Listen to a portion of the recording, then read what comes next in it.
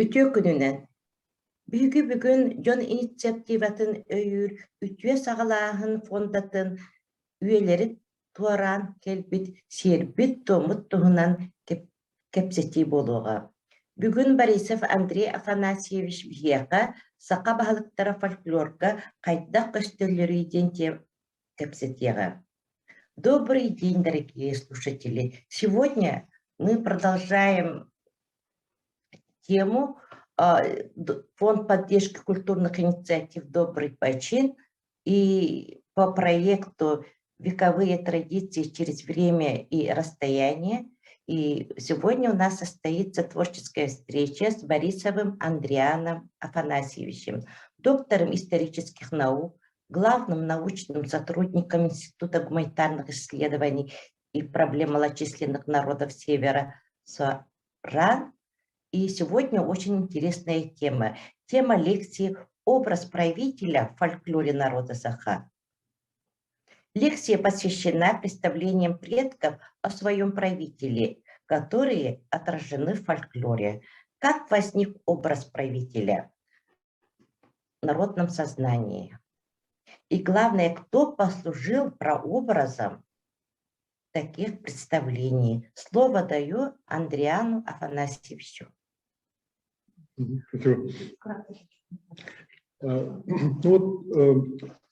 Продолжая то, что я сказал до этого, да, я до этого больше говорил о отражении образа правителя, значит, Волонцо. Теперь я перейду к отражению образа правителя в исторических преданиях. Вообще якутскому народу, якутской культурной традиции повезло, что у якутов сохранились не только такие богатые, значит, эпические, да, образцы, не только очень такие развитые, скажем так, связанные с древней мифологией представления. Так?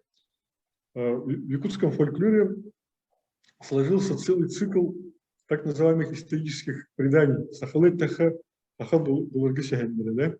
То есть это те фольклорные образцы, в которых, собственно, народная фантазия, да, она уже уступает место конкретным, вполне историческим представлениям. И вот в том числе сегодня мы скажем хотя бы несколько слов о тех представлениях, которые сложились о центральной фигуре якутского исторического фольклора Тыгыне, Тыгын-Тоэль. Дело в том, что этот человек реально жил в самом, на финишной стадии позднего Средневековья. Он стал современником событий присоединения Якутии в состав российского государства. И эта личность была настолько значима для якутского народа в то время, да, его даже называли фактически действительно правителем, да, якутского народа именно в период присоединения Якутии к российскому государству. И вот фольклорные образцы, которые в большом количестве были записаны, особенно начиная с конца XIX века, они как раз-то подтверждают этот факт. И вот что интересно, этот человек, он, обладая реальной властью в народном сознании, в исторической памяти народа, остался как образец, ну не скажу идеального правителя, но, по крайней мере, того правителя, который вызывал, во-первых, уважение, да, глубокое уважение, да, почитание. Конечно, в какой-то степени граничащее с таким страхом, что ли, да. Ну, понятно, правитель, он тоже, он в какой-то степени должен вызывать страх и благоговение, скажем, потому что же он обладает функцией не только там управлять, не только там как-то вводить законность, но также и обладает функцией карать, да, то есть наказывать наших провинившихся. И, конечно, в этом смысле образ Тыгына предстоит именно грозным правителем якутов. Другое дело, что как этот образ сформировался, вот это, значит, другой, значит, вопрос. Потому что в исторической литературе есть такое мнение, что Тыгын на самом деле был не таким крупным деятелем, не таким значимым правителем, как его нарисовали в фольклоре. Да? Вот, скажем, когда пришли русские казаки, они, в общем-то, застали на территории Якутии несколько, как они показалось, враждующих между собой родоплеменных, да, объединений якутов. И вроде как считается, что Тынин, да, князец Тынин Ангаласского, значит, улуса, вроде как был равен, да, по силе другим, значит, князьям, в частности, князьям Заречья, да, например, Барагонскому Тойну-Люгею, да. Тем не менее, по некоторым таким, хоть и небольшим, кажется, признакам, все-таки оказывается, что Тынин был значим, да, в плане, скажем так, уважения, что ли, в плане, значит, авторитета, который он имел среди других улусов. Дело в том, что когда он умер, после 1631 года он перестал упоминаться в русских документах. И с этого времени вроде как его нет, а незримо он присутствует на протяжении почти нескольких десятилетий. Да? Почему? Потому что сыновей на протяжении десятилетий называли не иначе, как тынененки, да? То есть, ну, тыгыновичи по-русски, на современный русский язык, если перевести, тынененки, значит, тыгыновичи. То есть, я что хочу сказать, ни у одного из князей того времени, да, ни у Люгея Дорогонского, ни у Намского Мумака, да, не было такого отношения уже русских самих источников к их потомству. То есть детей Мумака не называли там Мумаковичами, там, или детей, допустим, Люгея не называли Люгеевичами, да, и так далее, да. А именно почему-то детей Тыгына называли тыненками, да, то есть Тыгыновичами, да. Вот. Это уже еще раз говорит о том, что Тыгын занимал именно ту роль, которую можно считать равной правителю. Да? И вот теперь, возвращаясь к фольклорному образу Тыгына, здесь мы видим отчетливо, да, еще один характерный признак правителя, да, наделение его сверхъестественными, такими мифологическими, да, отличающими его от других правителей, другого ранга правителей чертами, да, то есть это богоизбранностью, да. Любое взять вот предание, записанное тем же Ксенофонтовым, да, или, например, Сеген было, да, там очень четко видно, что Тыгын – это потомок порождения Улутоен. Ну, Улутоен – это кто? Это одно из главных божеств якутов, да, то есть это прямой потомок этого божества. Кроме того, ну, понятно, что Тыгын – это богатырь, он там обладает исполинскими там, ну, ростом, там, да, какими-то воинскими, да, доблестями. Это все понятно, это очень хорошо представлено. Кроме того, у него семья очень интересная, да. Ну, мало того, что их много, да, у него там есть многочисленные сыновья, да, другие родственники, братья многочисленные, да, с которыми у него очень сложные отношения были. Но почему у него были сложные отношения? Потому что он был самым младшим, оказывается, среди всех сыновей Муньян-Дархана. Да? И получилось так, что власть перешла к нему, судя по вот личной воле Муньян-Дархана. И это, конечно, вызвало конфликт в семье, это понятно. Кроме того, и более того, да, я хочу указать на еще одну отличительную черту вот в его семье. Да. У него был сын, ну это помимо вот его дочери, да, Удаганки, да, Тыраны, Удаган. Вот это тоже говорит о том, что если у правителя есть такое наше потомство, да, в том числе связанное с шаманом, тоже говорит о его богоизбранности, о его исключительности. Да.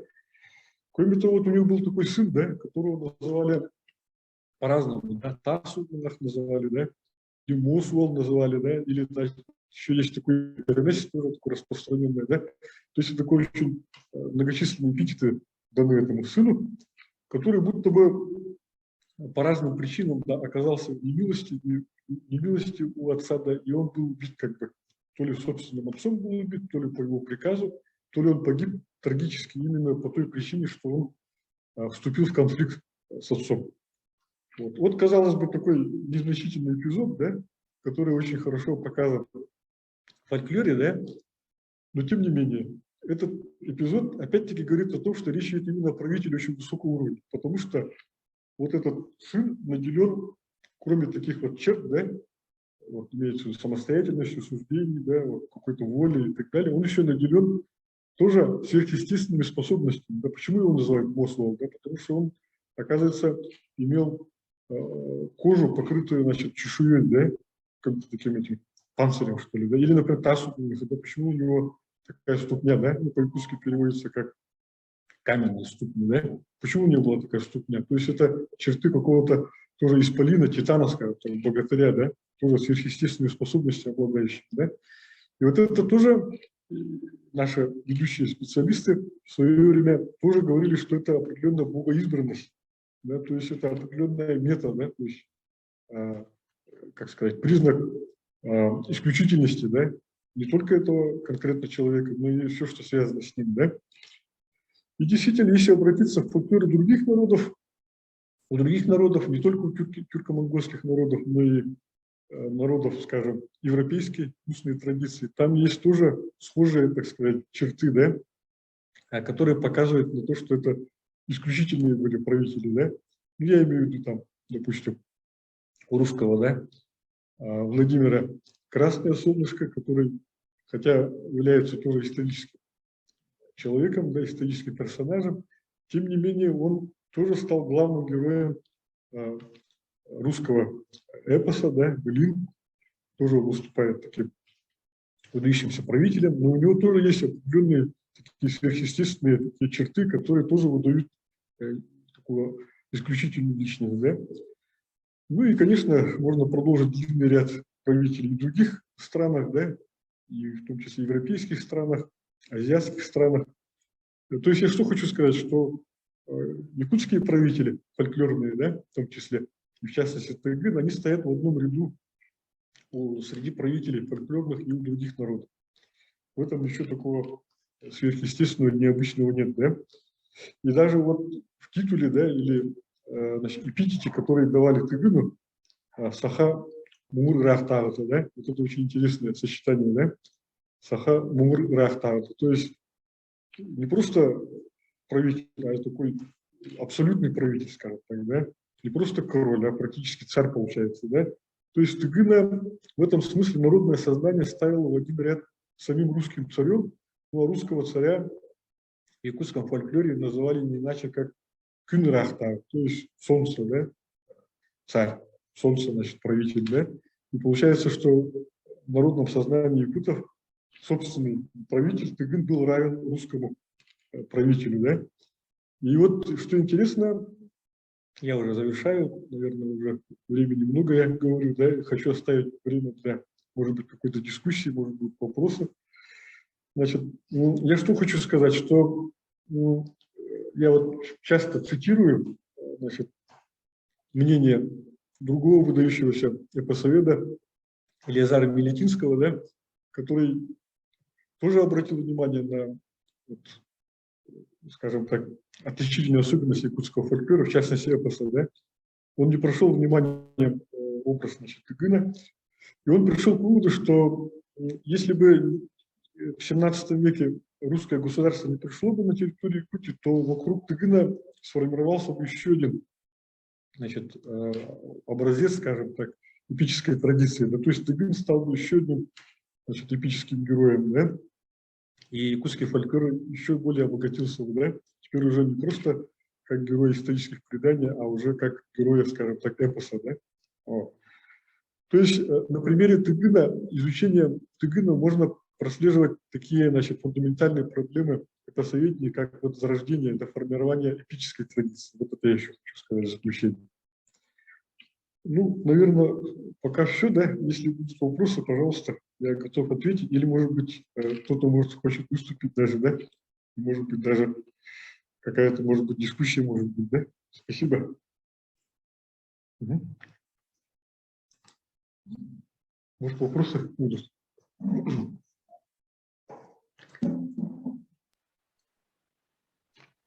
Сахалы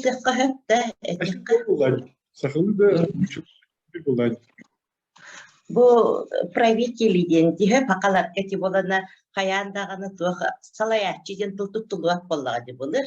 Эти самый корцун ходу жөннөрдө. Они кинек болана на батталтан быханары өрхүнәре жону түмәннәр тимсүлләк кынандар тахалларда в основном.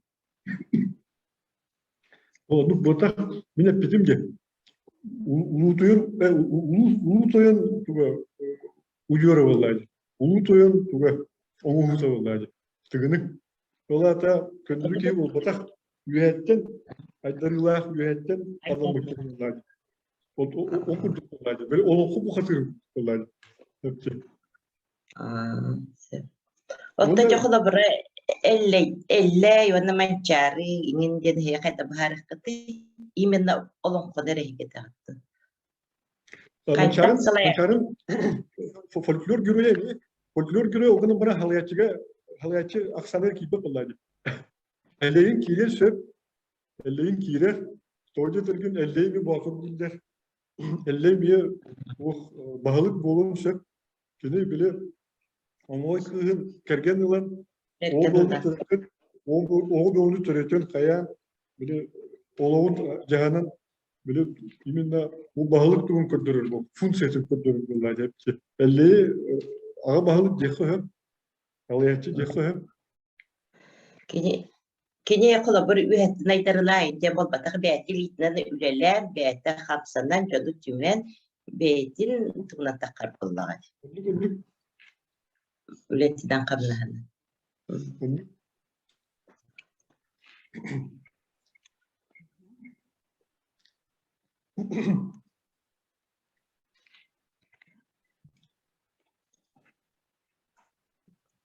Оччодати олонколорго образ правители фольклория народа сахадяга хлобара гедигинтанатын кимтилери кытын сөбүйөс сахандык.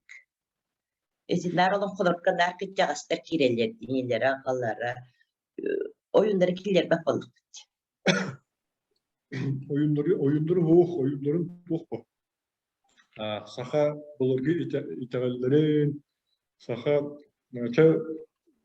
kendi saha kültürden kiteveste obraz bulladi. Onun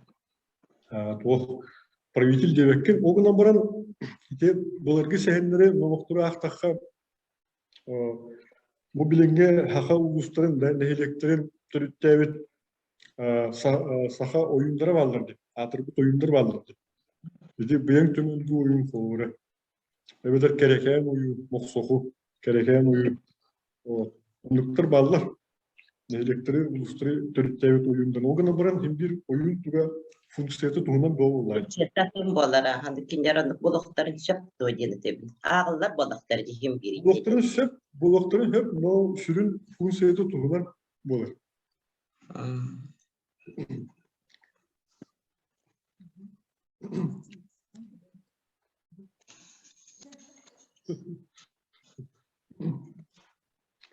Вообще вот как бы образ правителя, он такой синкретичный, да, на нем сходится вот несколько как бы векторов, да, в том числе вот, как это сказать-то, он же правитель, на то он правитель, он как бы жертвует собой, как бы берет на себя очень много, как это сказать, ответственности, что ли, да. Вот не случайно же я же сказал, что вот мотив сыноубийства, да, то есть он как убивает, да, своего сына, он как бы говорит о том, что Тыгын как правитель, он принес в жертву своего сына именно не только своей власти, но и вообще судьбе самого, вот, скажем так, народа, племени, скажем так, да, потому что это так случилось, как бы, да. Вот такие вот, да, вот такие сюжеты, да, вот такие мотивы часто присутствуют не только в фольклоре, но и вот в обычной жизни, да, правителей, да. Ну, вспомним, например, как русский царь Иван Грозный, да, убивает своего сына, да? Вы же знаете эту историю. Вот. Тоже был конфликт между, значит, отцом и сыном, да, и отец собственного наследника, надежду престола, как говорится, да, убивает, да, получается, да. То же самое Петр I поступил, например, да, со своим тоже сыном, да, царевичем Алексеем, да. Вот. Также мы знаем конфликт, который был, например, у Чингисхана и, значит, его старшего сына. Вот мы знаем, что у Чингисхана был самый старший сын, это Джучи, да? Вот. И вот между отцом и сыном тоже была определенная чужденность, и известно, что Джучи, он же раньше умер, Чингисхана, и даже есть версия, что Джучи был убит по приказу, значит, отца. Вот. Так можно продолжить дальше, вот, у других народов это есть. Вот. То есть это определенная вот как бы избранность правителя, да? То есть это не простой правитель, это не глава какого-то рода, там, какое-то местечко, а именно человек, который на себя взял ответственность за народ целый, да? И вот, к сожалению, у него такая вот, ну, карма, что ли, да, определенная вот, да. Ну, назвать закономерностью сложно, да, но человек, берущий на себя вот такую ответственность, он, к сожалению, не застрахован от такого, да. То есть, в том числе и вот от таких ужасных, так сказать, предопределений, что ли, да, таких вот, ну, случаев, скажем так, да. Вот. То есть это говорит опять о том, что речь идет именно о правителе, да, причем такого очень высокого уровня, скажем так, да.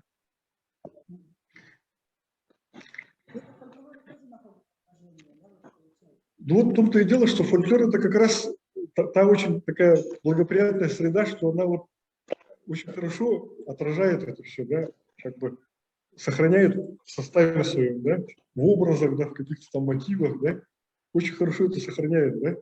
Вот именно вот эта закономерность, вот это как раз и закономерность, да, которая позволяет нам не только вот фольклористам, не только культурологам, не только тем, кто работает с народной культурой, даже историкам, да, казалось бы, вот, использовать это в своих исследованиях. Урутсахаларга болана ага бахылыктардан улустардан бааларчы. Онтон бана чохолобур по России тисар династияң баалар дибатты. Онду курдук сахалаттан былыр кимдә хамы үрдүк чипчалка турбуттар айтыгындар канты. Мына кисе ким бар бу. Отан ати нучетылы династияден туганнакка кухпа. Мен апитим курдук нучалар каледен санына саха жоно хепти. Тустугунан гынан баран эти нучалар календер били ясак хугаларды. Оны 35 бөлөккө аралды. 35 бөлөккө. Эти олар полка. 35-36 бисуа ден били актылар да хепти. Эти олар жеңгак чакчы болбут тугу. Түгенде хепти хайыры. Нучем боллана били ясак хуяр хепти. 35 бөлөккө аралды. Хахалар хепти бөлөктөр. Боллана үгүс өттө туактар августар битти. Августар битти. Августар. 200 кете 500 кете санга жымнах августар. Огунан барып олар ыккардылар 5-6 улахан бөлөк балдыр. Олары да улустен аттылар. Же ол улустарга булана хамер кырыта 2-3 тыгынча аксанна жон бар битти. Ороктор бу 5 тыгынча кие. Хам улахан улустарга мен улу хевит. Men ulur biz diyoruz ki hamı ulakan bitti. Olurunca gelere tuğunan ulakan ja bu jonduru ja kıcık ağa bahalı kara bu bakka hepti kıcık tayın tehve hepti jonduru hepti. O jon kara hepti. Tayın ulakan tayın dinattı jonduru hepti. Ulakan tayın dinattı. O jon ujordara hepti. Halgı واحد تسري بكا ونخصوص يوم تخصوص يجي هبته براتور بس bu jön ucurların da nehilik nehinden talan olanları bir ulus bağlılığından ulus tutunan bağlılığı hepti. Onda kalın böyle beşiğe havalıklar da bu oleyince atanları oleyince kırgıyı yola havalanırdı. Böyle çok bilir bunlar. Bu Bay kündüler bay bu baktır toyun oğulları toyun sıcanları olunca üstü yol olur hepsi. Klas klas üstü kündüğün hepsi. Onluk dinastiyalar bağlar. Bilgin de onu öldür bilir döndür bağlar. Otan bilgini ki ağalık dinattılar ki doktor uluslarga onu hiç yapsa da. İti ağa bahılıktır. Ağa bahılığı ne mi? Osman muhtar kelbettu. Öydü bulaydı. Osman muhtar. Uluslar halayatçıların ağa bahılık dillerdi bilgi. Ulus halayatçıların onu dekayıp onu buran ofisyalne kelimin dedi. Ulus bahılığı. Onu kaydarı olurlar. Atam bu ya. Megi bu folklor Osman ügestuğuna kapsada bitti. Orada bir balık patırttaydı. Ну, тема, конечно, такая вот очень интересная.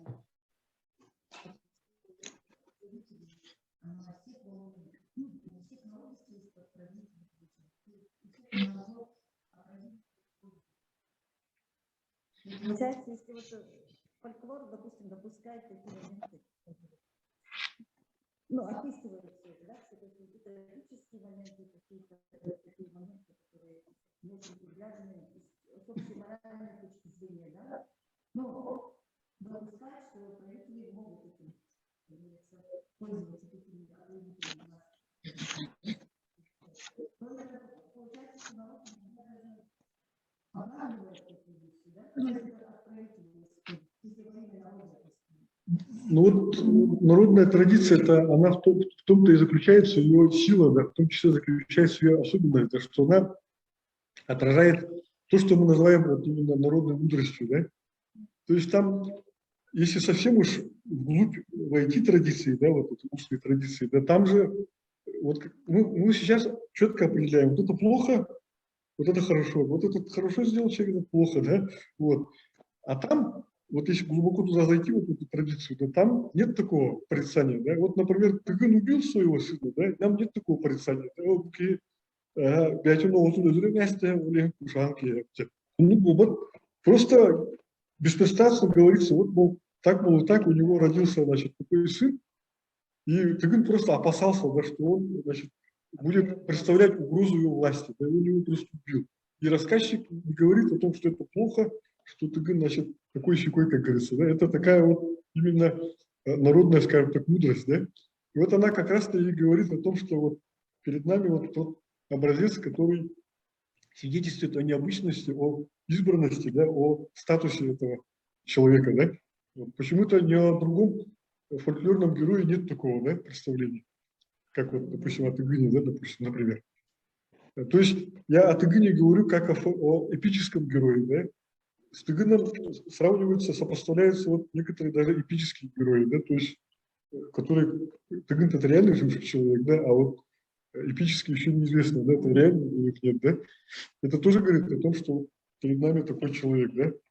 Даже если можно гипотетически предположить, да, какой-нибудь он Хосуд жил в 18 веке, допустим, да, вдруг он взял и сравнил Тыгына, да, с эпическим героем, это уже говорит о том, что Тыгын это правитель, да. Вот. Тем более, если он его сравнил вот с эпическим правителем, скажем так, да. Это тоже область для изучения научного, то есть образ правителя вот в эпосе и вот, скажем так, реальной истории. То есть это для современного поколения исследователей это отличная область для изучения. Можно по ней написать даже диссертацию. Можно диссертацию написать. Да. Но в свое время даже вот получается, государь Бакевич навел шум, это в каком году это было? Это давно, в Средневековье же было практически. И сейчас, как говорится, это фольклор народный из вот.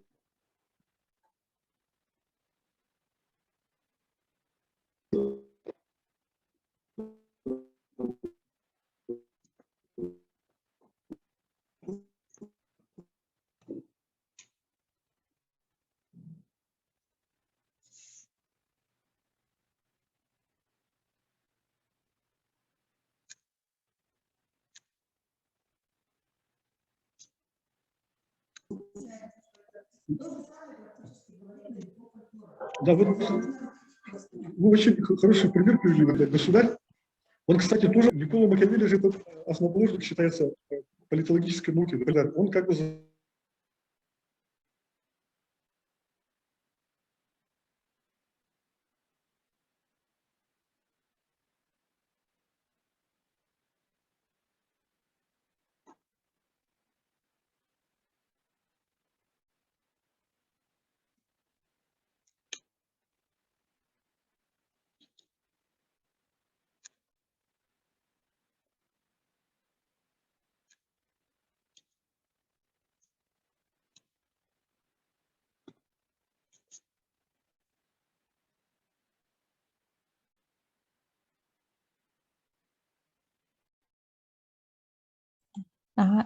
Спикера не слышно, выключен звук, пожалуйста, включите.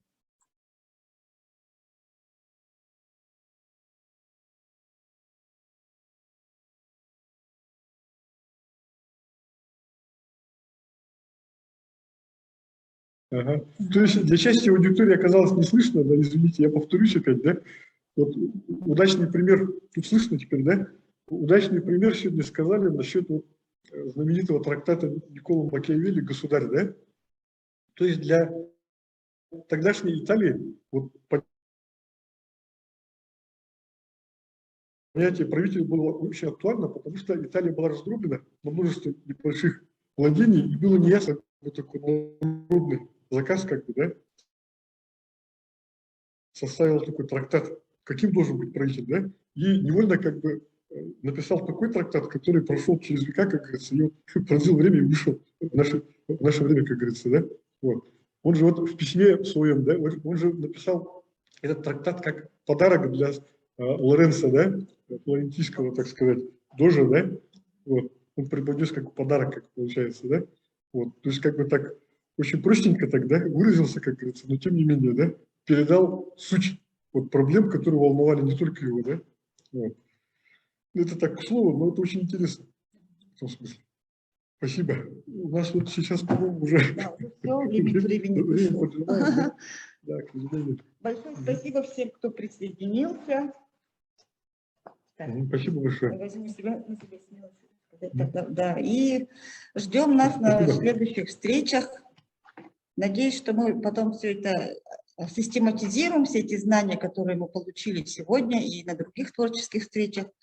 И будем надеяться, что слушателей будет больше и больше. И от наших встреч будет еще практическая польза, потому что мы хотим привить не только любовь к Воланхо, но и хотим довести до вас мысль, что в наших вековых традициях, в нашем фольклоре Воланхо заложена мудрость веков, которая потом и выливается в научные трактаты и так далее. Это уже более современные формы изложения информации. Спасибо. Спасибо большое всем. До свидания. Можно?